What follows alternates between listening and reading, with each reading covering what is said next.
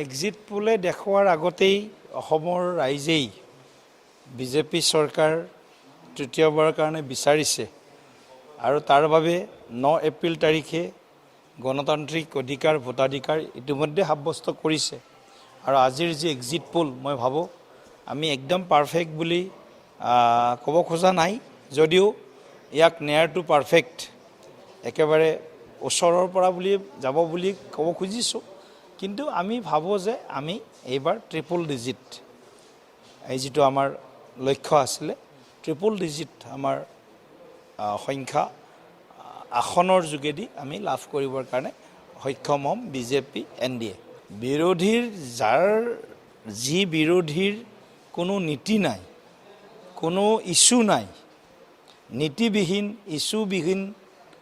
আৰু অপ্ৰাকৃতিক যি তেওঁলোকৰ মিত্ৰতা নিশ্চিতভাৱে এই বিৰোধী শক্তিৰ ওপৰত ৰাইজে বহু পূৰ্বতে আস্থা হেৰুৱাইছে যাৰ পঞ্চায়তৰ 4জন ৱাৰ্ড মেম্বাৰ নাই যাৰ মিউনিচিপাল বোৰ্ড এটাত কাৰোবাৰ 2টা কৰ্পোৰেটৰ নাই তেনেকুৱা দলবিলাকেও অসমত চৰকাৰ বনাম বুলি কয় তেনেকুৱা দলবিলাকেও মুখ্যমন্ত্ৰী কোন হ'ব আৰু গোটেই মন্ত্ৰীসভাৰ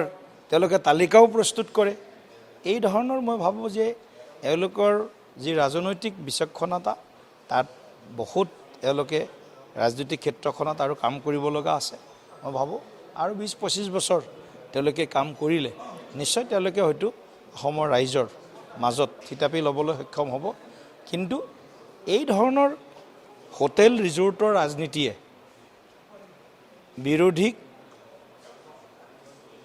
উত্থান যিটো তেওঁলোকে ভাবে সেইটো উত্থানটো সম্ভৱপৰ নহয় আৰু বিজেপিক বিৰোধ কৰিব লাগিলে বিজেপিৰ কোনোবা এজন মন্ত্ৰীক গালি দিলে তেওঁলোকে ভাবে যে মুখ্যমন্ত্ৰীৰ বিৰুদ্ধে বা কাৰোবাৰ বিৰুদ্ধে মোৰ বিৰুদ্ধে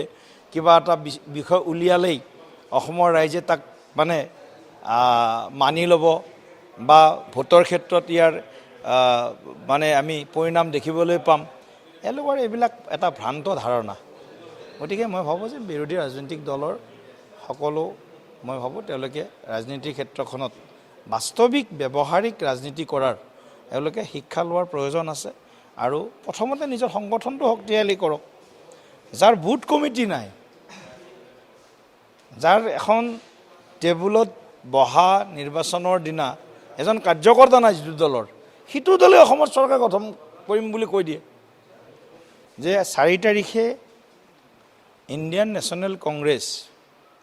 তাৰ কাষত এটা বেকেটত এম বহাব লাগিব এম ইউডিএফ নোটছাত কৰিছে কিন্তু ইউডিএফ এম বহাব লাগিব এটা সময়ত ইউডিএফ শক্তিশালী ইণ্ডিয়ান নেশ্যনেল কংগ্ৰেছ এম বেকেটত এম থাকিব